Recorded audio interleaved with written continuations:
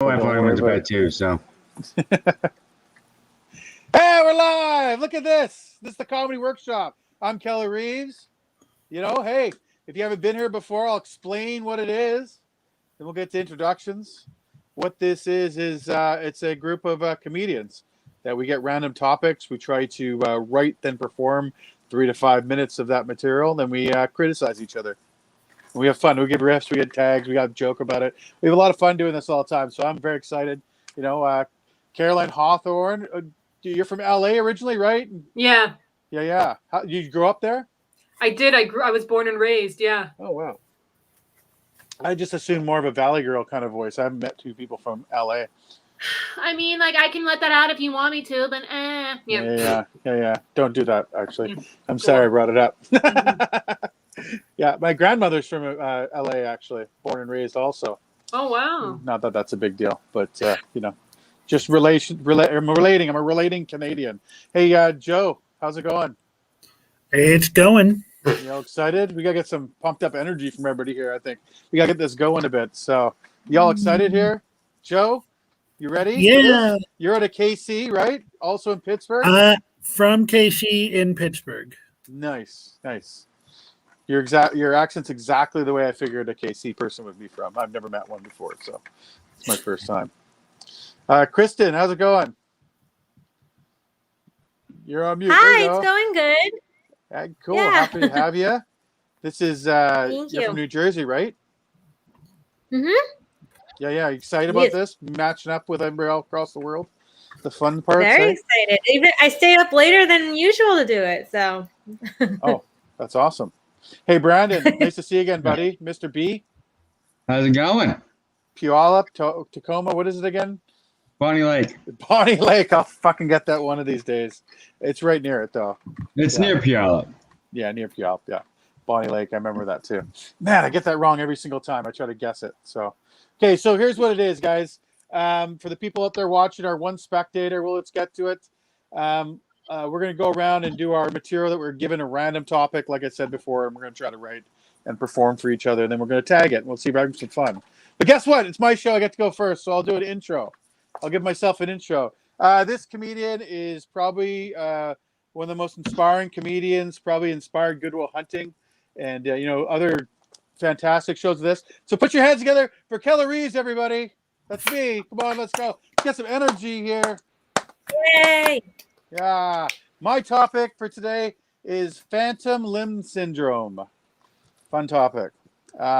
It's basically, if you don't know what it is, it's basically when neurons in your brain are misinterpreting that you have the limb that you've lost. So it's like a fake limb. You can feel it still. Sometimes it hurts everything. I think it's the worst reminder ever of doing something stupid. It's like I just imagine a guy like this trying to reach for a remote or something like that. Going like, oh yeah, harvester. Right, harvester. Damn it, shit. That makes sense. You already have a lifetime without that limb. Like if you lost your arm, a lifetime without it is a reminder, a constant reminder. And to have to feel it too the whole time, it's like, like missing all those high fives. I imagine get like, wrong hand. Shit. It's yeah.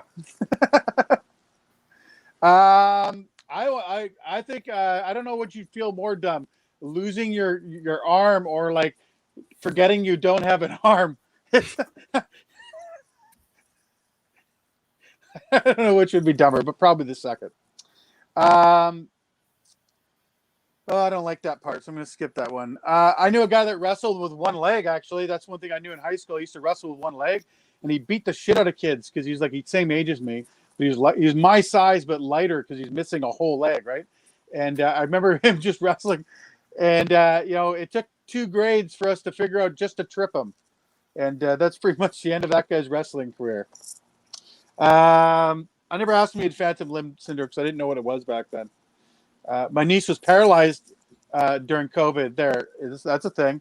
From the waist down, she's lost all feeling, which is the exact opposite of phantom limb syndrome. Because, when you get paralyzed, you still have those limbs, but you can't feel them.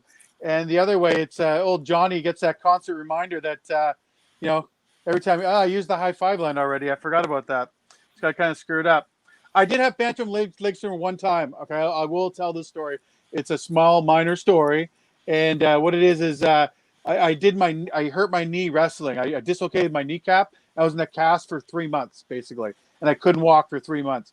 And I remember one morning I just woke up and it was so sunny. I was like so happy to wake, and I just jumped out of bed like I normally would, and just right on my face, just flat out, just done. And I kind of know a little bit of that feeling, but you know what? I think I'm all done. I think I've done 4 minutes now, and that's enough for me. So a round of applause for me, everybody. How about that? Yeah. Oh, didn't make me laugh. I'm sorry about that. Caroline, what do you think? What do you think of my stuff? I think you have some good stuff there. I think you have a good start there. I don't know why, but when you said, what did you say? It's I don't know which would be dumber, worse, forgetting you having a forgetting I thought you were gonna go to I don't know which would be worse, having a phantom arm or having a phantom leg. That's what I was waiting for, kind of that contrast. Yeah. I think that could be a very funny thing of which would be the worst body part, the phantom limb. Yeah. The arm, the leg, my mind is dirty places. Which would be the worst one? Yeah. I did start going that way when I was writing the other day, when I did attempt this before I got stoned, and I was like, I deleted it because I was thinking all I could my mind just kept going dirty towards a missing penis or something like that. Yeah. It was just one of those things in my head. I was like, I gotta erase all of that and forget all about it. So, but yeah, thank you for that. Appreciate it. Joe, what do you think? I agree. You definitely have some good stuff to start with. Just remember your economy of words. You're using a lot of words for simple concepts. And harvester, I would try and think of something a little more present in someone's mind, because I had to think for a second, the food organization, the video game, villains all across. So wood chipper might be a little bit easier to craft onto, in my mind. Yeah, that's a good idea. But yes, it's good starts. Thanks. Yeah, they were all kind of good starts. They're starts pretty much. I didn't really have much past that. But what do you think, Christine? Oh, thank you, Joe, by the way. What do you think, Kristen? Kristen, what do you think? So I really thought you were, not knowing you or anything, I really thought you were going to go dirty and take the easy kind of route. So I'm really glad you didn't. Yeah. Because I liked this a lot more, especially stuff in the beginning. I think you started off with good energy and really, really strong, kind of tapered off. So I really liked the beginning stuff. Maybe the first minute or two I liked the most. Yeah. Oh, cool. Thank you. Yeah, I appreciate that. Yeah, I try to take a different route every time. I try to do that. So thank you for noticing. Brandon, what do you think? I agree with everyone else. I had the same thought of that you were going to go towards the, low-hanging fruit. I mean, that's what a lot of people would have gone for. The missing penis is where I kind of figured you were going to go with it, and the phantom feels. I think for me, I almost would have been more of a what happens after you lose it. You hear all these great stories of what people do with the limbs after they lose them, keeping them around, doing things. Yeah, it's so. Yeah, that's where my brain went. The one thing I did skip, I had a whole a minute written about ping pong. That's one part.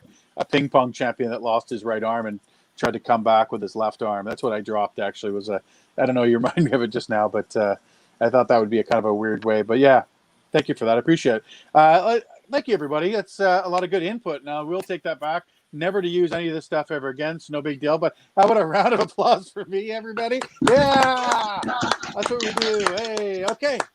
So our next comedian, I'm going to give a good intro because this other host, this bastard of a person, Dan Brennan, said I couldn't give good intros. So now I've now committed to always give a good intro, even if they're lies. So this next comedian is fantastic.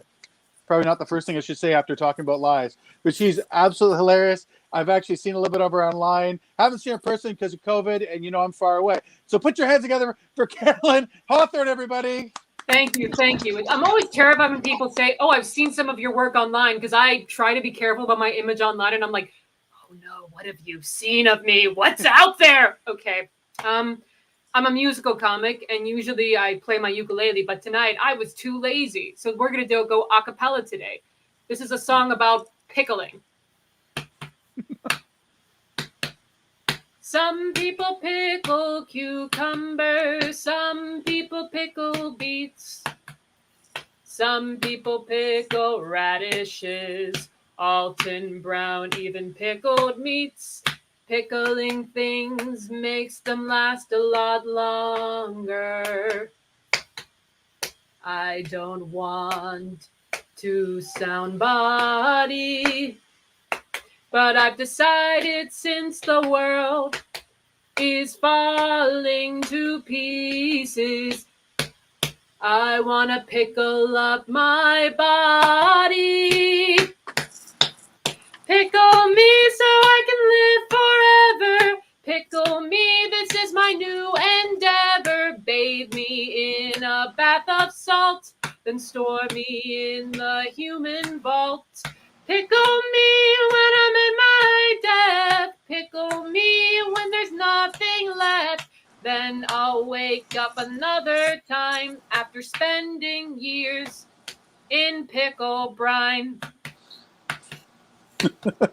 I know I appear to be morbid. I know I appear demented. I know that I seem insane because I want to be fermented.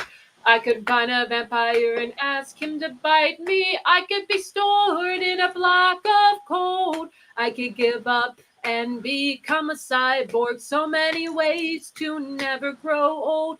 But if you think about it, out of the ways to avoid fatality, this is probably the cheapest way to achieve immortality. Pickle me if you wanna get far. Pickle me, put me in a giant jar. Cover me in vinegar and water so I never have to be put up for slaughter. Pickle me 'cause death terrifies me. Pickle me, just supersize me. Pickle me 'cause I don't want to burn up like toast. Pickle me 'cause caskets are freaking gross. You see, every time we have a problem or we're in a difficult situation, we say we're in a pickle. Well, they say that you are what you eat, and they say you're your own problem. So in the end, am I truly myself if I become the pickle? Now the world's so very wary, the world's so very fickle. I'm not gonna face my problems. I'm becoming the pickle. Now the world's so very wary, the world's so very fickle. I'm not gonna face my problems. I'm becoming the pickle. Pickle me because I've always been salty. Pickle me, although it's kind of faulty. If I have to come back, I'll come back as your favorite snack. Pickle me because I said so. Pickle me because it's time to let go. Then I'll shut up. I'll be still. By the way, when you pickle me, mix me up with dill. Wake me up in a couple centuries. I'm sure it'll be better by then. But if I wake up and climate change kills us, I beg of you, pickle me again. Thank you very much. Woo! Very good. Joe, you could hear it from the other room? Oh, you're in a different building. So. Oh, sorry. Thought you guys all stayed in one house or something like Big Brother. We do, but like that. We wanted to be on separate Wi-Fi networks just to not mess up the connection. So I don't know if I'm proud of you or disappointed in you for not going for like Rip Van Pickle. Wait, Rip Van Winkle? What do you mean? Like Rip Van Winkle. Rip Van what? Oh. Rip I don't Van know Winkle. what that is. He's a man who fell asleep and then woke up in the future. Oh, that's a brilliant idea. I'm Rip Van Pickle. Oh my God, I'm gonna put that in. Thank you. Yeah. Everything else was, I mean, it was all great. It just Your rhyme scheme is very interesting. Like it's not.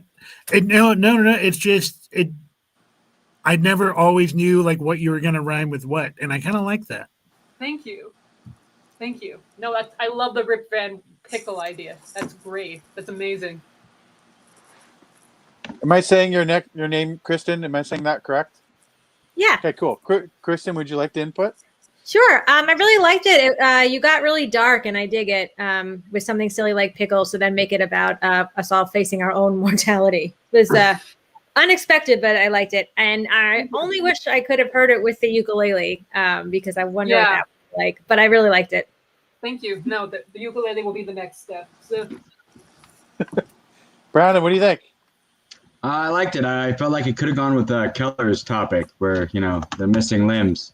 You could have pickled those, but yeah, no, I liked it. It was really good. It was like Joe said, it went on a couple routes where you thought you were going one way, and then you went a different one, and I like that. Keeps you guessing. Thank you. Yeah, I loved it too. I really liked it. I have nothing to give you that would help in any which way because it was good. I wasn't expecting anything like everything you were singing about. It was just I could never like a lot of times. Sometimes when you see a lot of comedy, you can guess what someone's going to do, and I just had to sit there and just enjoy it because you kept taking me on paths, and I couldn't believe it kept going. I kept waiting for it to end. Like, oh no, another verse. Oh wow, another verse. I just kept going like, oh geez, another one. Okay, I kept kind of leaning in and smiling like, okay, it was awesome. So good job. Thank you. So Thank you. I think a round of applause for Caroline, everybody. Hey, there you go. Good job. Good job. Okay, our next comedian is all the way from Kansas City. I will not lie, I've not seen any of his work, but I hear he's very funny. So please put your hands together for Joe Harmon, everybody. Hey, hey gang, good to see you. I'll let you know first off that I am autistic. You don't really have to do anything about that. Just know that if you don't like something I say, you can blame it on my condition, being a ginger. So the title of this story is The Time I Saw Santa Claus and an Angel on Christmas Eve. This is kind of a true story, but it's important to know that I will be telling this largely from the perspective of 6-year-old me. If I was telling this from the perspective of current me, it would be titled The Time I Was So Excited About Christmas That I Hallucinated Santa Claus and an Angel because I was 6 and Catholic. It was Christmas 1994, and I was lying in my parents' bed, desperately trying to fall asleep because I didn't understand how counting down days worked, and my family had taken to measuring how far Christmas was by counting sleeps. 5 sleeps till Christmas, 4 sleeps till Christmas, which only got cuter when I inevitably tried to take naps to make Christmas come quicker. But here's the thing. I was a 6-year-old with a then undiagnosed disorder that causes my body to dump unregulated, near toxic amounts of adrenaline into itself, and an instinctual coping mechanism to hyper-focus on daydreams when I'm overwhelmed. I was a kindergartner on Christmas Eve, man. I had more adrenaline running through me than 2009 Charlie Sheen. Hallucinations were inevitable. It started with the dots, which is my name for a minor phenomenon I actually still experience, where I can direct my hyperfocus on my light sensitivities and see tiny little green and red dots swimming in my vision. Something that I now understand to be just micro versions of when a bright light flashes and then stays in your vision a little too long. But 6-year-old Joe didn't know anything about that shit. I just saw Christmas colors and was certain something magical was about to happen. So I watch these dots zoom around, and they go around the room until they seem to go out the window, where I'm certain I see a sparkling rocket of green, red, and gold shoot across the sky, and I think, well, that must be Santa's sleigh moving across the sky to the next house.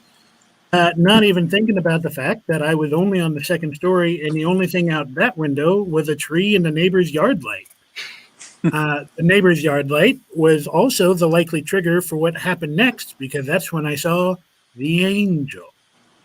As I reveled in the fact that I just had certain confirmation that Santa did in fact exist, and the fresh dump of adrenaline that came with, a bright light comes through the window while I am already extremely light sensitive. The line between daydream and reality was now shattered. I could see a humanoid outline in the light and could hear loud ethereal tones that I now understand with my brain turning senses off to protect me from the static and, not overload itself with panic.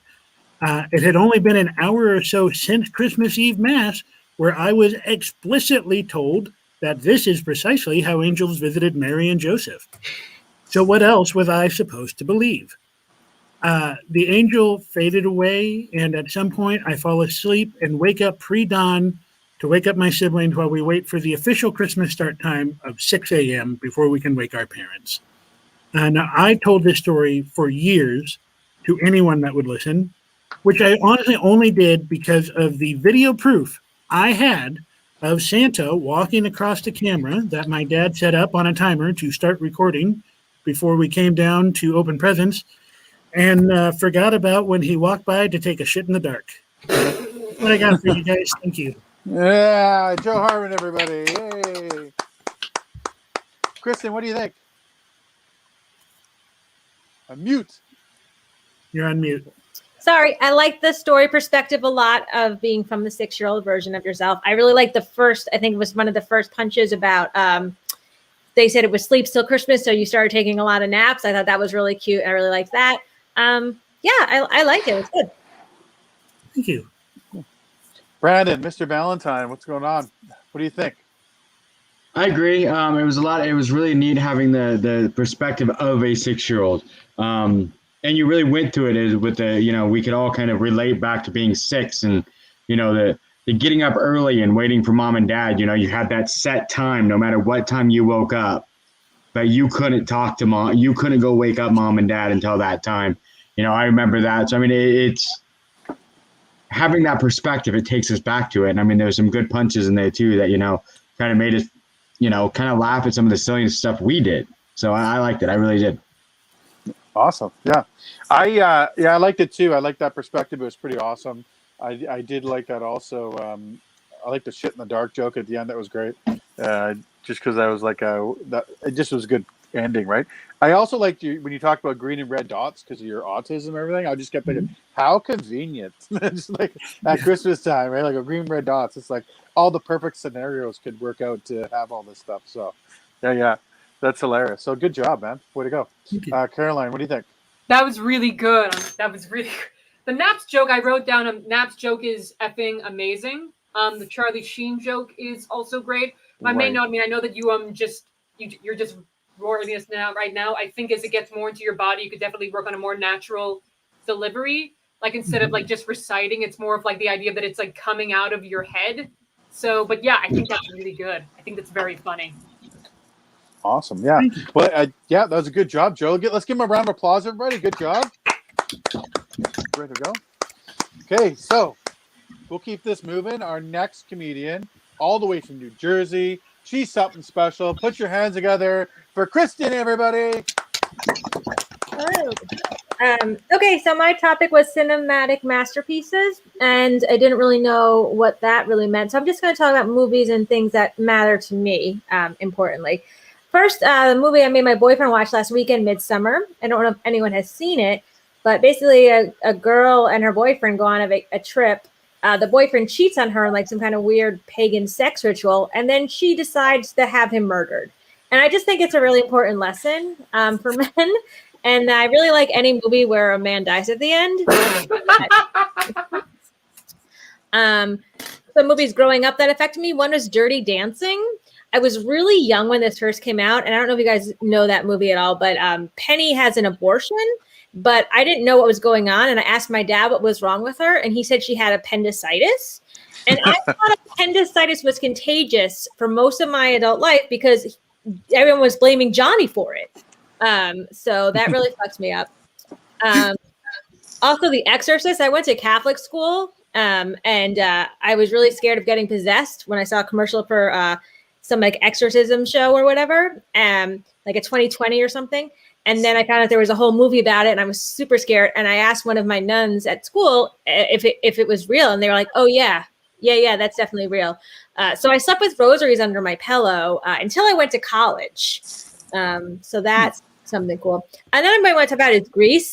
I think this movie is really messed up because at the very end, it's supposed to be that they both kind of change, right, for each other. But really, Sandy totally changes in a really negative way. Like she starts smoking, like it's horrible. She like ruins her hair. She's like wearing like leather pants and she's calling people studs or whatever. Like she totally changed, like a total 180. And all that Danny Zuko did is put on a sweater. Literally, it's the only thing he did.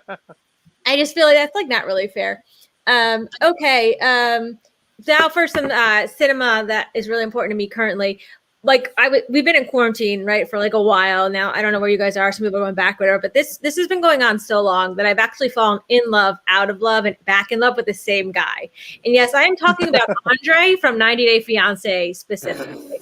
I don't know if you guys know that show. It's really wonderful. It is a masterpiece. I have this theory that you can tell how bad the world is by how many like spin-offs of 90 Day are running concurrently. And now they have their own streaming network. So we are in the end times. My favorite show, though, is Real Housewives of Anywhere. I have trouble sleeping. I have really bad anxiety. I can't sleep. I can fall asleep to Real Housewives always. My boyfriend is like, how are you able to sleep? It's like women yelling at each other. Like he needs to hear white noise to fall asleep. So we play country music for him. But I mean, like there's something about Real Housewives, like something about a bunch of women in their 50s and 60s drunk cursing each other out. It just reminds me of my childhood and helps me fall asleep. Okay, that's all I had. Thank you. Yeah! Round of applause for Kristen, everybody.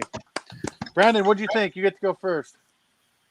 Oh, I thought it was great. I mean, it was good hit on some of the movies and like thoughts we never really thought of. I mean, it's one of those things. I've seen Grease 100 times, and I've never thought about the fact that you're right. She completely changes everything, and he puts on a sweater. That was just kind of one of those interesting things. The idea of if you're told the wrong thing on that medical, I could see how that could be on the Dirty Dancing. So no, I loved it. I loved the different twists and different perspective of seeing things on some of those movies. So yeah, it was good. Yeah, I have to agree. Actually, it's I like where you went with a lot of stuff. You had some good lines, like any movie where a man dies, you really enjoy it. I like that joke in there. It made me laugh. I mean, the Dirty Dancing stuff, the Contagious, that's a great kind of mistaken thing for years. I've been in that boat so many times in different ways, so I related right away with that. So that was good.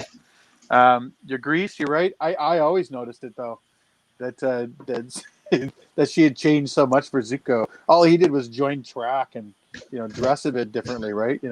Try to leave his friends, but he couldn't. So he's like a really bad influence. I think you should talk about that, just being such a shitty influence if you ever do that again. So, but yeah, it's and your white noise joke was really good too. I like that one. The country music one. You could even go, depending where it is, like you throw some Trump stuff in there if you wanted to and stuff like that. I mean, whatever way, but it was pretty good. I mean, you can even throw some old back there, some old school, and say Ronald Reagan or something like that. But whatever it is, it was really good. Way to go. So, yeah. Caroline, what do you think? Well, like if we're talking about Grease 1, then we can't forget the masterpiece that is Grease 2. Awesome. Exactly. It has. We're gonna score tonight. Cool writer. Who's that guy? That's a cinematic masterpiece back there. I loved what you did. The one thing I want you to, I mean, if we're talking about men dying at the end of movies, I always want you to expand on that. Like even in the tag of like, wow, I love it when a man dies in the movie. Like talk about the perfect fairy tale ending. Like if men are dying, I always want to expand on that. But great job. I thought that was so funny. 300. That'd be the most men dying in there. But yeah. The perfect fairy tale movie. Exactly. Joe, what do you think? I agree. Like the Danny Zuko stuff, and like not only does all he do is put on a sweater, but takes it off at the first chance at a mutual member. First chance. The white noise thing that could be so many different genres of music, and you could like depending where you are or who you're playing to, you could cater that perfectly to, oh, that's emo, that's, Weird Al Yankovic, that's, whatever you need it to be. But it's such a good setup that has so many different punchlines. Yeah, Weird Al Yankovic's a good one. I like that one, actually, because everybody relates that right away. There's no argument there when they see it. Yeah, good input, everybody. Kristen, let's give Kristen another round of applause. Hey, that was a good job. I think we were doing really well so far.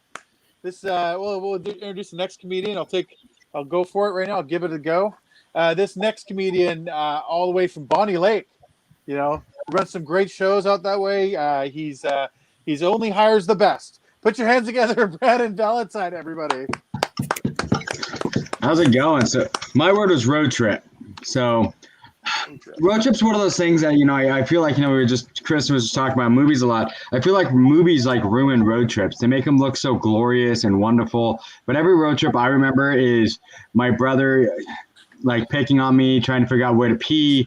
Your dad's telling you, hey, telling your dad I got to pee. And he's like, well, hold it. And then eventually you just go in the back of the van and pee and no one can figure out what that smell is.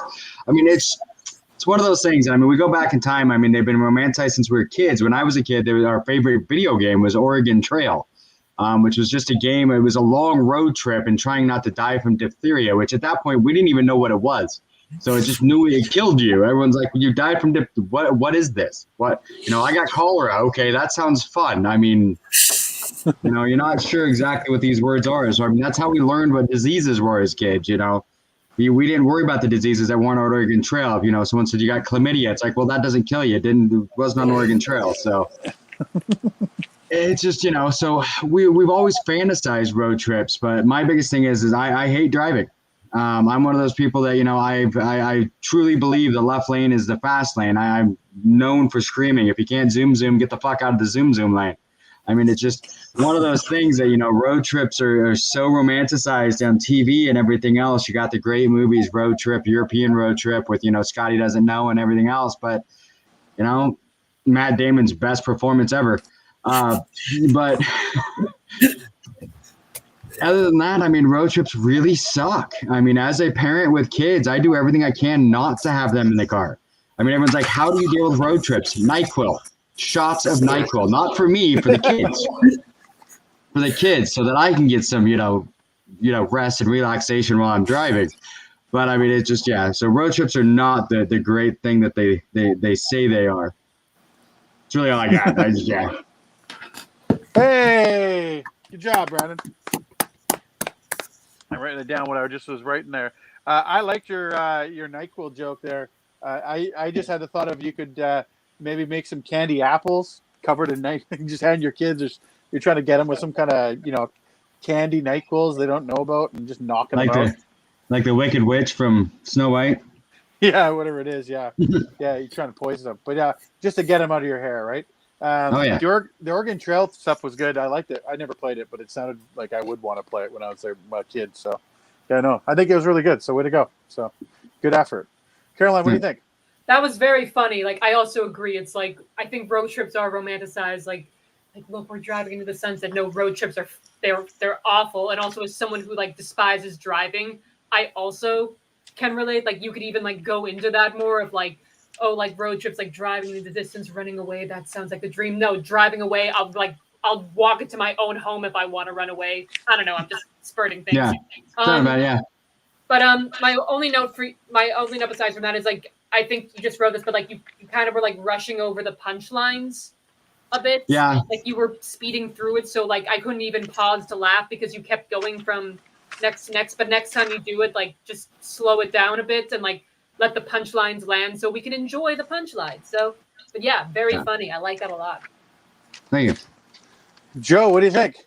I really dig your delivery style. Definitely, you can slow it down, but I wouldn't worry about changing the pacing. Just take your time a little bit because you seem to know the measure of your own jokes. Like you, and I don't know if any of those were just in the moment because you just had a very clear oh, I'm just I don't want to compare you to anybody, but it's very much like your good buddy who's brought some pot brownies for you and dropped them off and just having a chat before he goes. And like I think you could really inhabit that, whether that's who you are or not. You could really inhabit that as a kind of persona for your delivery. Yeah, I like that. Yeah, good input. Kristen, what do you think? So yeah, as other people have said, I really liked the NyQuil punch. That was really good. I like the Oregon Trail stuff. I feel like you could expand on it because you talk about like the different diseases, but I remember like there's a lot of different parts to that, like having to float the river and all kinds of bullshit. So I like that. I feel like you could do more there. And also maybe you could compare it to like video games now that like are like race car oriented, like how driving, has changed or whatever.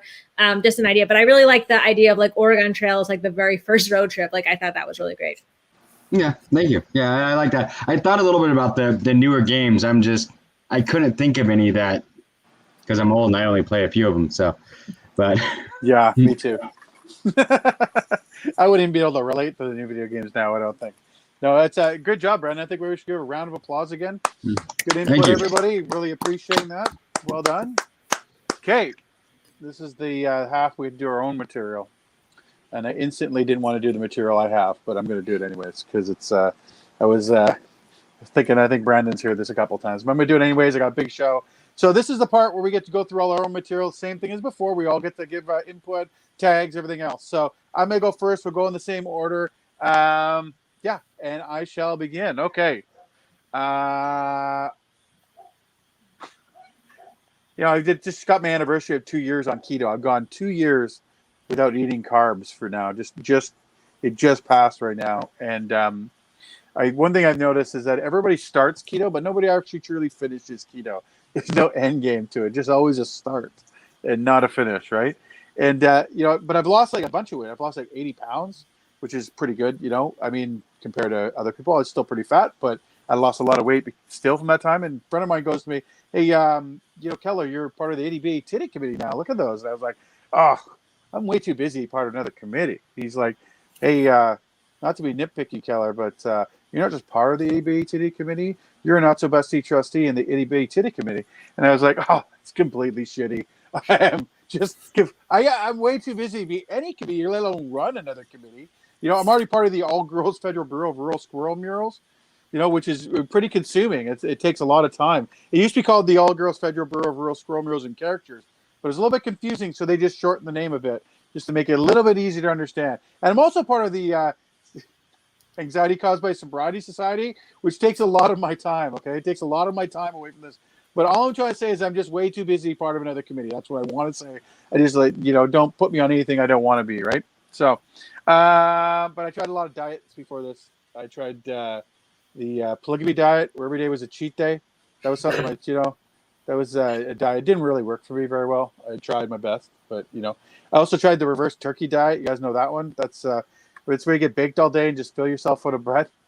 It's so it makes me laugh myself. And the third diet was the final one, was the keto, which is really the prison fat people deserve. That's what I want to say. It's just, I know it's hard to say it, but that's, for me, it was what I deserved. I'd been a not a very good citizen out there with my diet. I was just out there doing whatever I wanted to, hurting people's feelings. It didn't matter. And I need to be put in that prison called keto. And it started from like when I found out I was fat, it gets body dysmorphia. If you guys know what that is, you don't know you're fat, but you're kind of like, like right now, I'm, I don't feel that fat, but I know I am. But I was really fat before that. And think about it was like I went down to, I found out in Vegas, which is the worst place to find out.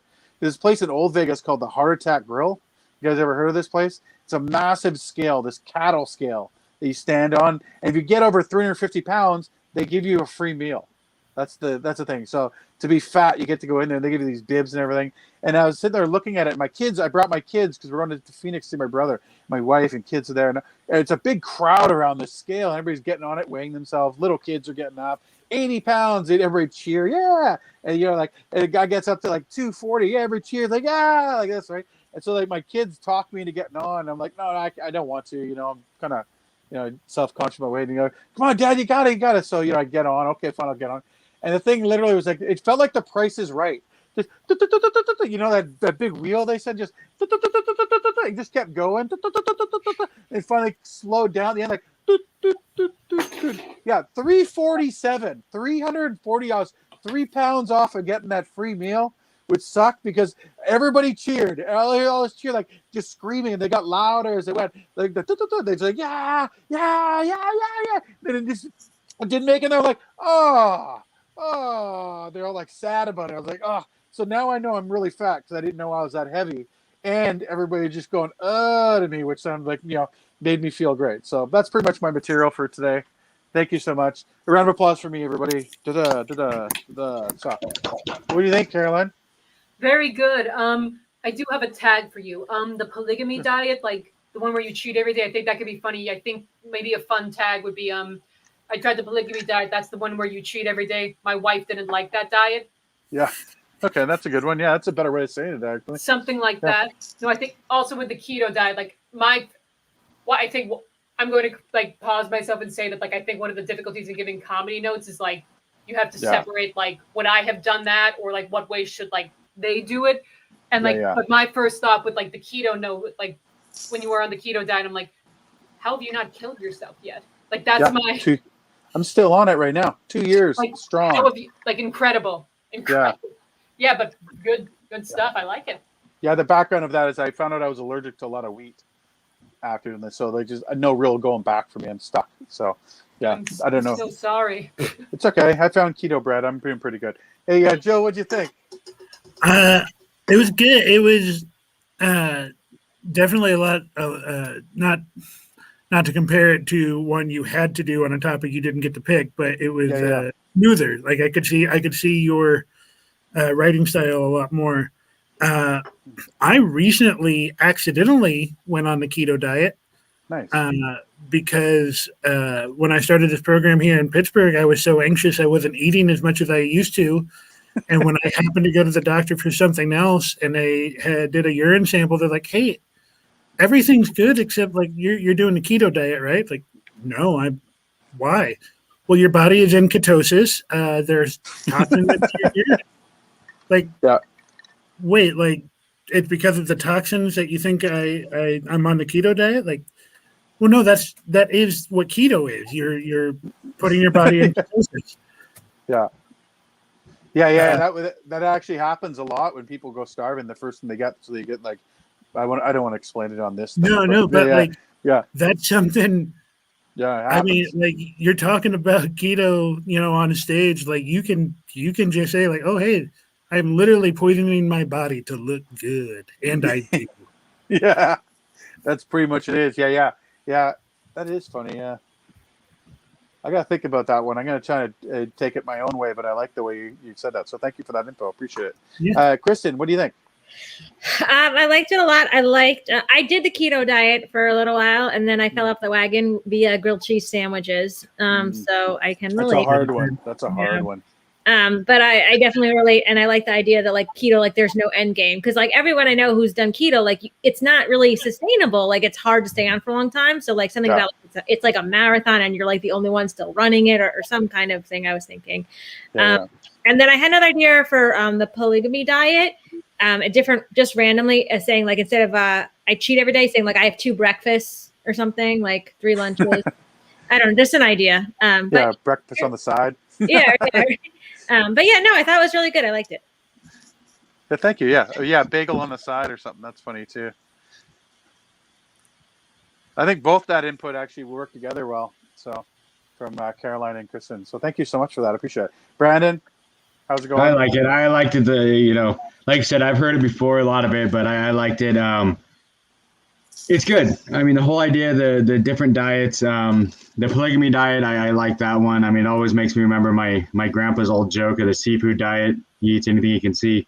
Oh, yeah. But, it's just, whoa, where'd he go? Keller Ran away. Go, Keller. My suggestion wasn't that bad, Keller. Come on. Oh, he's coming back.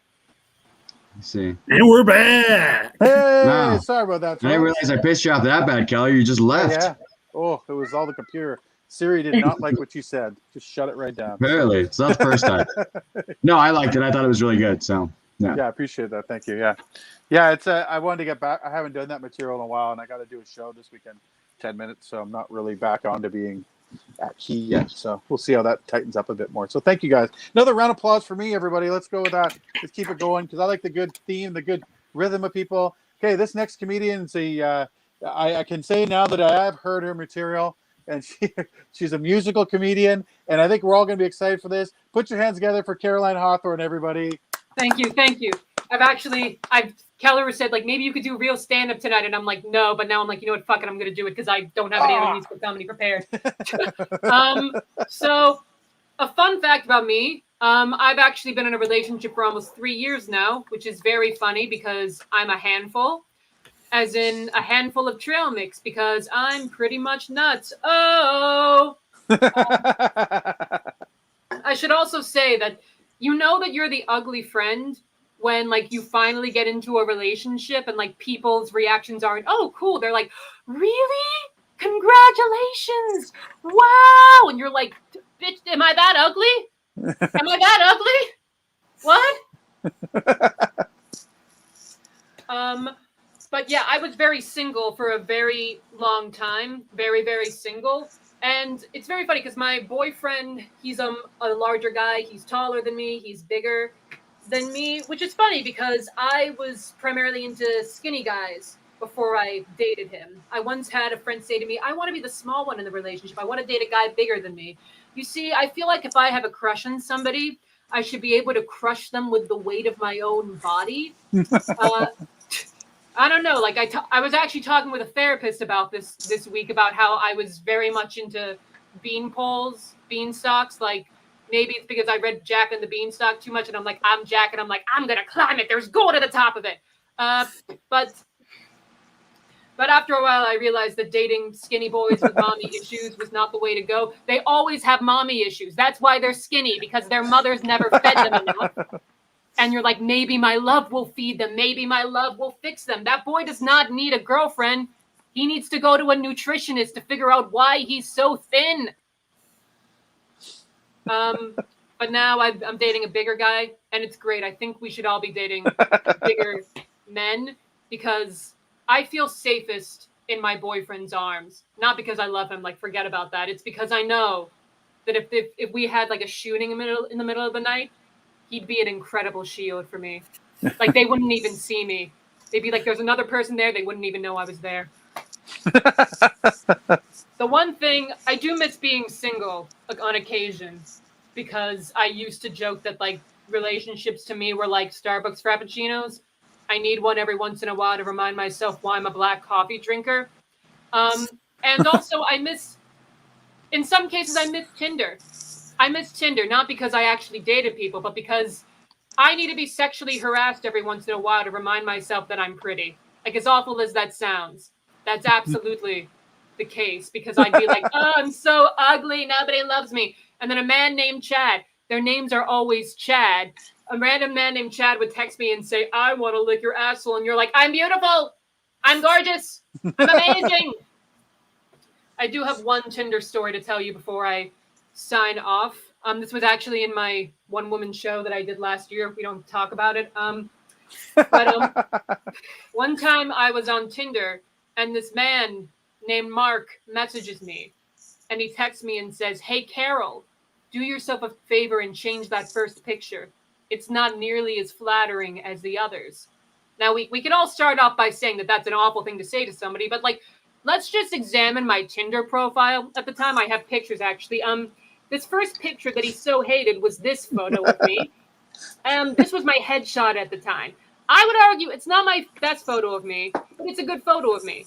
And the second photo, which he clearly liked better, was this photo of me. It's of me in an elf outfit, if nobody can see that. Oh, at least we know. At least here we go. At least we know what his kink is. So I said, screw you. I blocked him, and I thought that I was done with him. But then a few weeks later, I was on Bumble, because you're on 2 dating apps when you're extra lonely. And I found him again. And I was like, oh my God, what am I going to do with this? What am I going to do with this? and I match with him, and I'm like, what do I do? And so I write him and I say, hey, Ma, do yourself a favor and change that first picture. It's not nearly as flattering as the others. And that is in my top 5 accomplishments of my life. Thank you very much, everybody. Yeah, Carolyn Hawthorne, everybody. What do you think, Joe? Oh, great as always. Thank you. Oh man, now I can't remember anything. I mean, I always support anybody talking about how we should date bigger guys and taller guys. I'm, clearly I am all for that. I also like you can shame guys for being skinny, but it is so clear that no, I'm being ridiculous. I am making a joke. Like, why would you ever get mad at me for shaming someone for being skinny when I'm saying I want to sleep with him?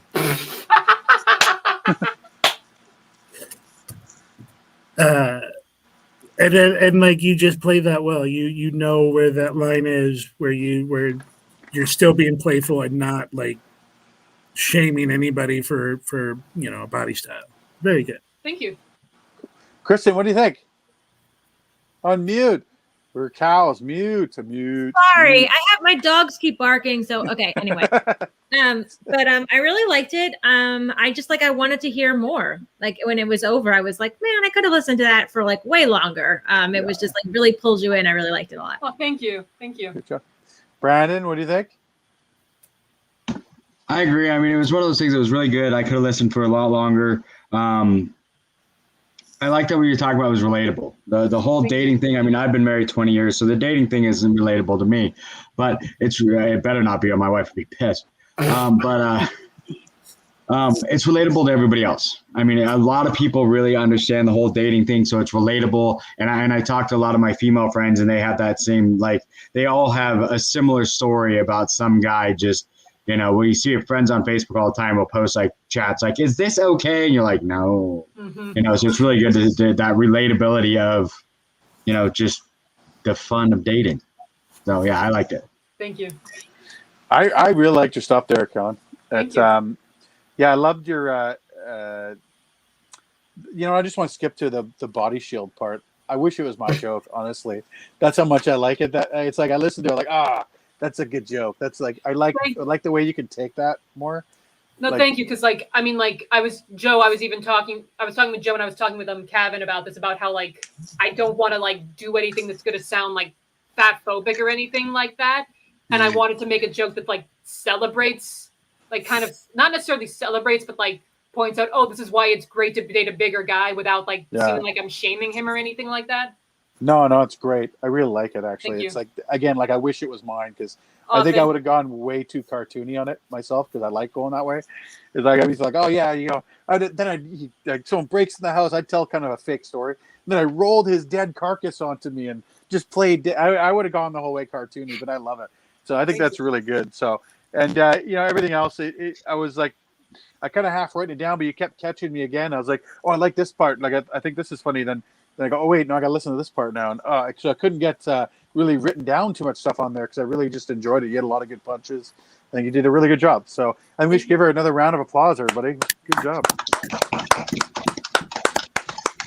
Okay, this next comedian is absolutely hilarious. You're gonna love him. I know I love him. Please put your hands together for Joe Harmon, everybody. Hey gang, good to see you. I'll let you know right away, because I always do this at the top of my sets, that I am autistic. You might notice that I'm reading this off of a script, but that's not because I can't remember my jokes. It's just a really nice excuse to avoid making eye contact. It actually helps me overcome something called executive dysfunction, which sounds like Secret Service code for the president needs a Viagra. But it's actually just a way of saying that my brain has a habit of putting the steps for simple tasks out of order, or just drop from the list altogether. For example, if I wanted to turn the lights off, I would have to get up, walk over to the switch, and then flip it. But for a lot of autistics, those steps get jumbled, and they don't understand why they can't just flip the switch first to get it done with, and then do the rest later. Executive dysfunction is not the hardest thing to overcome, but not managing it can lead to problems. When I was 5, it led to me lighting my family's backyard on fire. Spoiler alert, I survived. Now, I want to be very clear that my autism did not solely lead to this unintentional arson. I personally blame my parents, and I will prove that later. My older brother had been bragging about how Cub Scouts taught him how to make fire by rubbing 2 sticks together. And he was going to go do that by himself because I was just a little kid who couldn't do something like that. I may have been a little kid, but I was also clever and stubborn, which is a bad combination if you tend to forget important steps for general tasks. So when I noticed that there was another stick and a freshly lit barbecue grill that my dad was letting heat up while getting some burgers ready, I had discovered a way to make fire with just 1 stick and would prove my superiority to my uppity bullshit brother. Unfortunately, that executive dysfunction kept me from planning a way to put the fire out once I made it. And I was suddenly just holding a flaming stick. And I was a clever kid, so I knew the smartest thing to do with a flaming stick was to drop it. I just wish I had thought to drop it into the grill and not onto the dry summer grass I was standing on. The fire didn't spread fast, but it did spread. And my brother and I had to figure out how to solve this problem before anyone found out. So we did the only logical thing we could. We grabbed drinking cups and filled them up inside the house and then snuck back out to douse the flame that had already doubled in size. Our dad was not immediately aware that his backyard was on fire, but the neighbors screaming and grabbing their own garden hoses was a pretty big clue. Mr. Putoff was doing his best to put out the fire in our yard from his yard, while Mr. Sestrick was just frantically making sure his own yard was too wet to catch if it got to there. If you're wondering why my brother and I didn't just grab our garden hose, this is where I blame my mom for this. It's because the outdoor faucet handle had been removed to keep us from making mud puddles in her garden, thus making the ineffectual cup plan our only option and firmly putting the blame on someone else. If you like that story, you should hear me blame my dad for the time I burned down our kitchen with chicken nuggets. That's what I got for you. Yeah, Joe Harmon, everybody. Round of applause. What do you think, Kristen? I liked it. I like your style. It's storytelling, but there's no like long periods without laughs, which is cool, and not a lot of people can do. One thing I thought of, just an idea. In the beginning, the first thing you said is you were autistic, and then you have the joke about not making eye contact. So you kind of like already kind of reveal that with the autistic thing. So I wonder if you ever like could switch those two. If maybe that would get a bigger laugh just because they don't know that you're autistic when you're talking about not making eye contact. And then I don't know, just an idea. No, I like that. I recently got a note that I need to keep my explanations of why I'm reading off of a script at the top when I do need to do that. So that's good. Awesome. Brandon, what do you think? I agree. I love the storytelling. I love the kind of the direction it goes. And I mean, you give us the clue that this is going to be important in the story later, and I like that, where it's kind of like you're waiting for that to come, but you have a whole bunch of punches in between. I mean, it's really good, and I love it, and I really want to know about the chicken nuggets now. But yeah, I liked your stuff too. It was good. I enjoyed it. I think you could have a couple bigger punches in some of the spots there, though. Like when you're going through a thing, you realize that. I'm not telling you anything you don't know. So, but yeah, I wish I like when you said the fire did spread. Like, I can't remember how you used the wording. The fire did spread, but not far. Is that what you said? I think. It didn't spread fast, but it did spread. Right. That was it. Fast. Yeah. For some reason, I was thinking about spreading frozen butter, like some kind of analogy that way. Like you can get kind of some analogy right after that, just so make it somewhat kind of relatable, because fast and far is just I guess an opinion from each of us, right? But I think it did really good. I really enjoyed it. So way to go. So Thank you. Job. Caroline, what do you think? Very funny. I do like sometimes like there's like wordings in like stand up that I absolutely love. And I kind of love the alliteration of my uppity bullshit brother. I love the way that rolls off the tongue. The part that I would love for you to expand on more is the part where your dad doesn't know that there's a fire, but he hears the neighbors screaming. I love that part. I think that's something that could like definitely be expanded more. Also, just expand the joke more because like I was sad. I was sad that it was shorter. I'm sad that it was short. I wanted to hear more about all the fires you caused, Joe. You're a ginger after all, so there's no soul. 3 altogether. 3. Then you're 3 extra fires ginger. altogether. Spreading your ginger ways. But good job, man. Good job. Thank you. Yeah. One question: 3 fires, 3 sticks, or like how many sticks in each of these? No, backyard, kitchen, toilet. Toilet fire. Yes. I got to hear that story one of these days. I'll do it in another work. I'll do all of them in another workshop. That's awesome. Yeah. Good job. Okay, another round of applause for Joe, everybody. I think that was a good job. It's getting better and better. The fans are cheering us on from the sidelines. I see you spectators. Listen, our next comedian is all the way from New Jersey. She's great. You're great. Everybody's great. She's going to make you greater. Put your hands together for Kristen, everybody.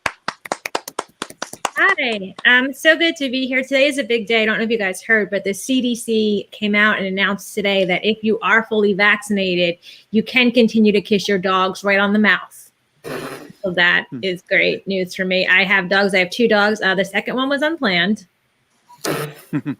He's a rescue. And when I got him, they took him to the vet there. And then they gave me a list of like all the medicines and things he needed. And I was like, oh, no wonder this dog was free,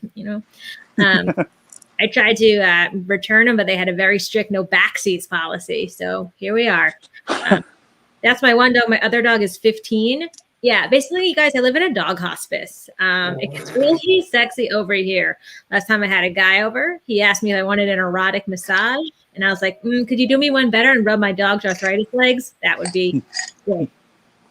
Oh, man, I was not very productive during quarantine. And I recently heard that Shakespeare wrote King Lear during quarantine, and all I wrote were lies in my food journal. Great.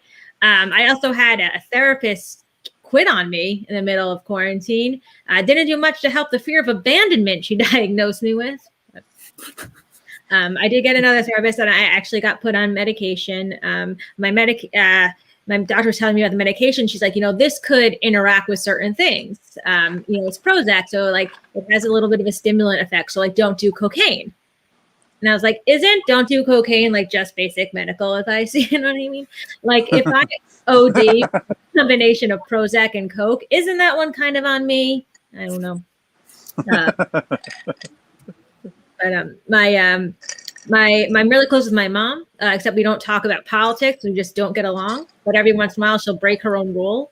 The other day, she said, I miss Donald Trump because he just said whatever he wants. He doesn't care what anybody thinks. And I was like, okay, but how come when grandma did that, you put her in a home? I'm not going to put my mom in a home, but that doesn't mean I won't threaten her with it. You got to keep them on there. She'll take me out to dinner and she'll be like, you're an expensive date. And I'll remind her what's really expensive is the old age home where they don't all have mysterious bruises. That place is not cheap. I love my mom, and sometimes I'll cuddle up with her because I crave affection. And people will think we're a lesbian couple, which kind of bums me out because I just feel like I could do better. But but my mom is still better than some of the guys I've dated. Do you guys ever meet someone and they tell you their parents didn't love them, and then you get to know them and you're like, oh, I get it, right? That was my ex-boyfriend. That guy was the worst. He was a pathological liar. He didn't even make sense of things he said. He was like, Kristen, I'm going to marry you. You're the only woman who's ever made me come. And I was like, but you have 4 kids. I also work as a lawyer, and this guy was like really intimidated by that. And he used to be like, I could take the bar tomorrow and be a lawyer. I bet I could just walk in there, take the test and pass and be a lawyer. And I was like, well, first of all, you can because you have a criminal record. So also like, who needs that guy, right? Like that's like you're at the scene of an accident and someone's yelling, is anyone here a doctor? And this asshole steps up. He's like, I'm not, but I could have been. My sister is on a diet. She told me she only eats free range chicken. And I was like, why? is it like, she's very into working out. Is it like good for your fitness, whatever? And she was like, no, it's more humane to the chicken, which I don't understand, right? Like, why is it more humane to kill and eat the chicken who has a pretty chill life on a farm? Isn't it actually kinder to kill and eat the chicken that's like, I live in a cage, they keep pumping me full of drugs, my dad will knock it off of me. I think that's who's in my McNugget, and I think I am better for it. Okay, that's all I had. Thank you. Hey, Kristen, everybody. Round of applause. Well done. What do you think, Brandon? Mute. Mute. No, it seems like we're finishing on a McNugget theme, but I like it. It was good. The dogs, I get it. All my dogs are adopted too. And a couple of them I wish I could unadopt, but whatever. You learn to love them. But yeah, no, I liked it. It was good. Yeah. Cool. Yeah, I really liked it too. I don't have much really input because our styles. The thing I like about the workshop so much for me, I get to see so many different styles. Like, I do this every week, right? And like here, you get kind of used to the kind of the more storytelling and kind of longer punchline jokes. That's where I'm from. Yours is very sarcastic, and I love it. And that's the way I picture kind of that area would be. And your attitude came through really well on your stuff. Like I said, like your quick punches were really good. I mean, like I liked your food journal joke. That was great. The only lies I'm doing is my fur journal. That was great. You had a lot of good jokes.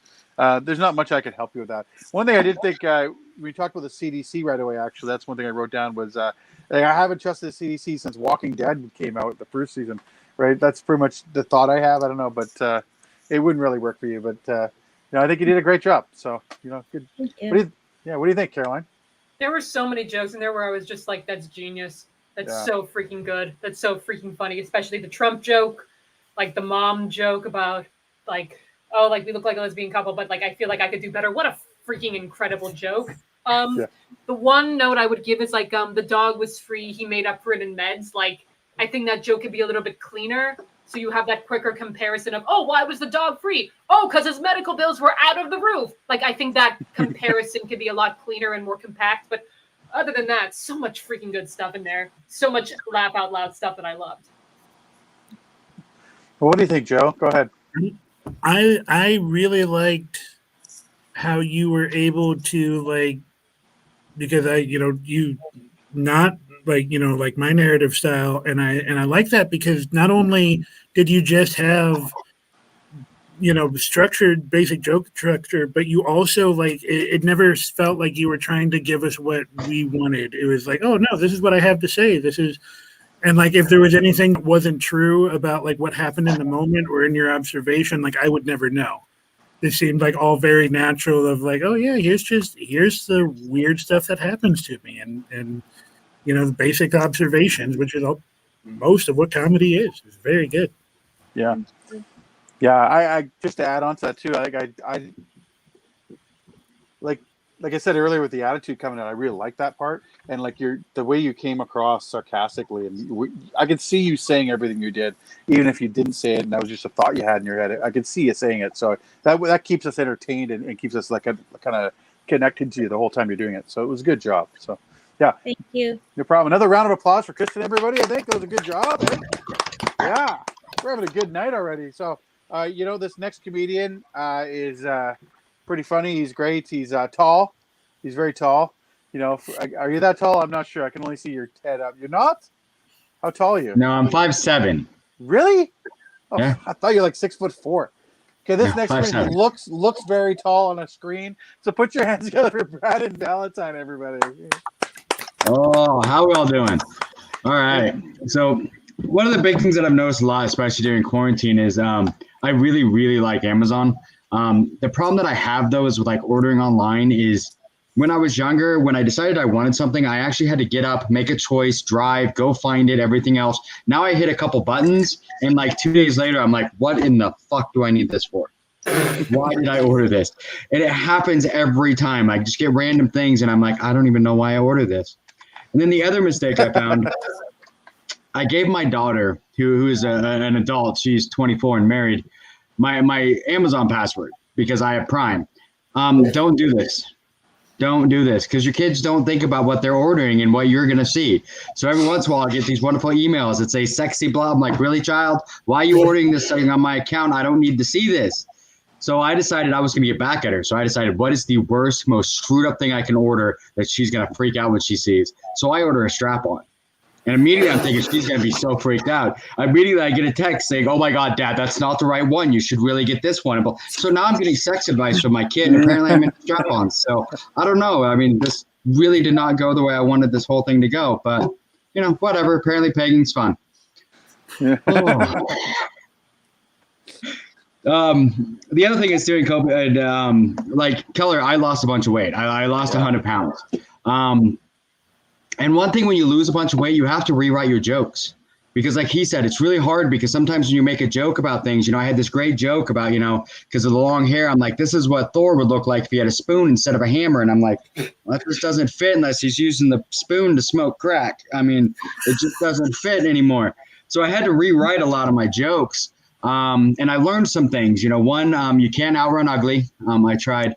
The other is that, you know, when you lose weight, people always ask why. Not always just how, but why. And I mean, how, I mean, it's the honest answer nobody ever wants to hear. It's, you know, diet and exercise. I know that's not what you want to hear, but that's the truth. But the why. And most people have this crazy thing, you know, family, whatever, poverty. I mean, they've always got some excuse. For me, I pulled a muscle wiping my own ass. I mean, it was just one of those things. You sit on the toilet, you just can't get that right twist because there's just too much body mass. And all of a sudden you're like, oh, and now you got problems because you're stuck on the toilet. You still have a poopy butthole and you can't reach it. So you got to figure out how to figure that one out. So I thought about asking the wife for help, but I'm pretty sure that's not in the marriage vows. I know it says sickness and health, but I don't think that covers, you know, so fat you can't wipe your own ass. So I thought about asking her, but I figured she'd come in and say, here, you can wipe with the divorce papers. So I figured that was a bad choice. So of course, that time I took a shower. And then to fix it, instead of, you know, immediately going to lose weight, I bought a bidet.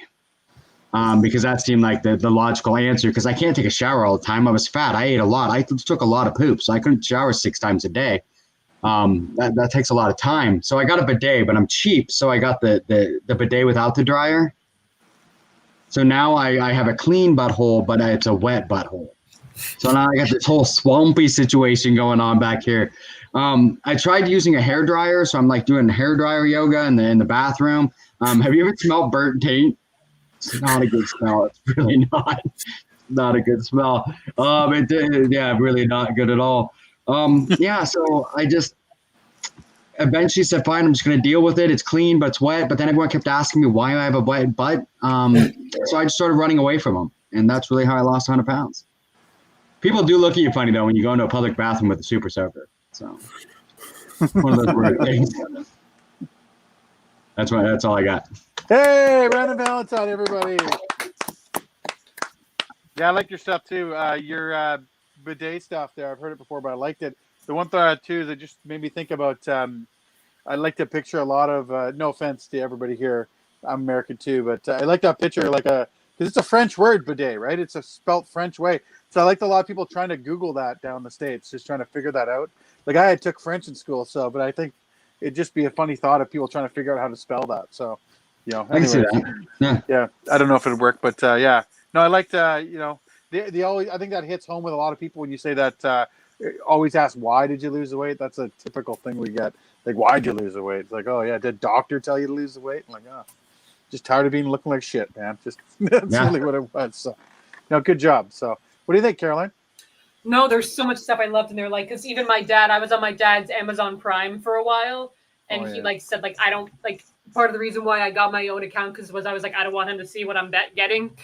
So I very much related to that. I love that. Also love the stuff about losing weight. I think if you wanted to connect that, and that's how I lost 100 pounds, I feel like that could be if you want a through line, that could be a very interesting thing to introduce in the beginning.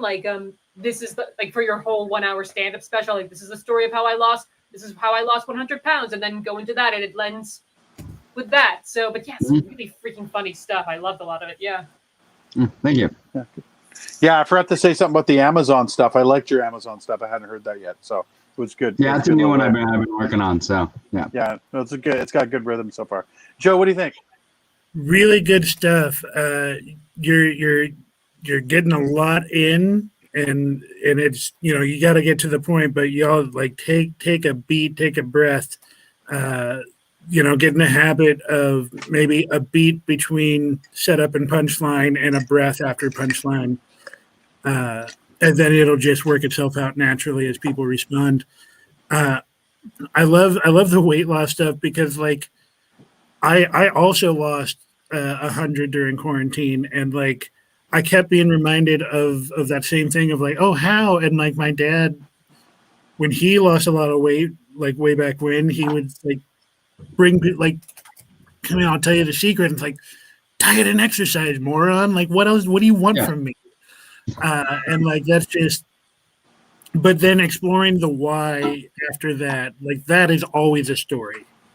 Right? Like what got you, maybe not inspired you to do it, but kept you doing it is always a story, and like usually very good material. So you chose your story well. Thank you.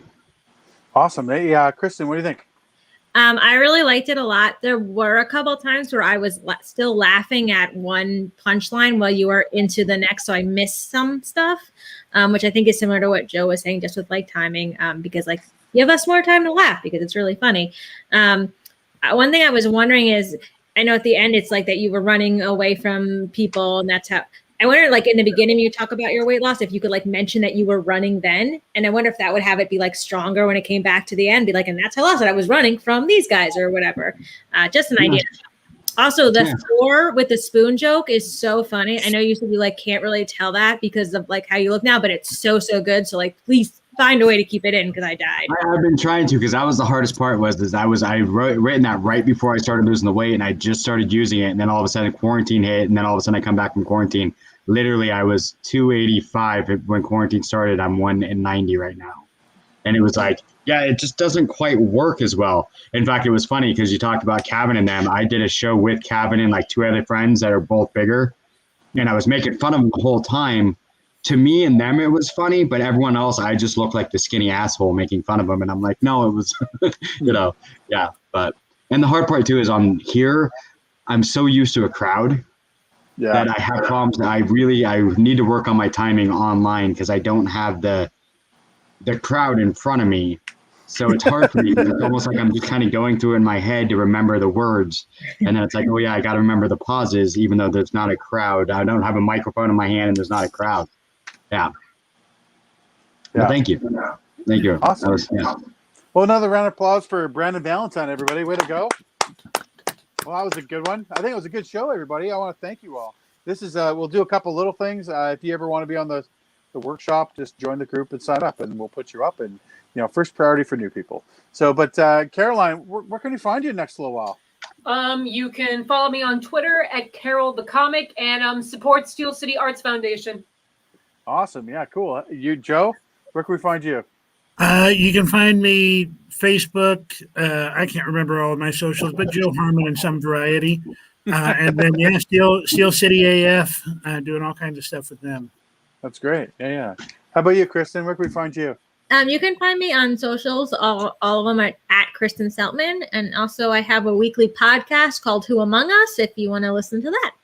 Oh, cool! Awesome. Is that on iTunes and stuff, or where can we find that? iTunes and Spotify. Oh, awesome! Yeah, Brandon, where can we find you, my friend? Well, if you're in the Tacoma area, I'm doing a show in Enumclaw tomorrow. I'm hosting. I'm actually a producer, so about once every 6 months I'll host it. So I'll be doing a set there with some other fun comedians. And then other than that, I've got 3 podcasts. So I've got Renerders podcast that I've been doing for about 6 years with a friend of mine. I've got one called NWCZ Radio's Down the Rabbit Hole, where we delve into conspiracy theories and why most of them are crap. And then I also do one called Love and Hate Radio with my 19-year-old son. So, awesome. Yeah. And you can find them all. There's links. My Instagram's Mr. _B_666 is my Instagram, and that's got links to all of those. That's great. That's great. Yeah. Well, I'm your host every Monday night. That's where you can find me pretty much. I'm not traveling the world. I'm not special. I don't have a pocket. I have nothing. I just enjoy doing open mics and doing this show and having fun. But I do have a show this Sunday. I have to do something in my old hometown, which will be great. But my name's Keller Reeves. I think everybody, we had a great show. It was a lot of fun. Thank all you guys for being here. I really appreciate it. We're going to keep this up, keep it going every night of the week. You can watch the workshop. Everybody wave. See you later, everybody. Bye.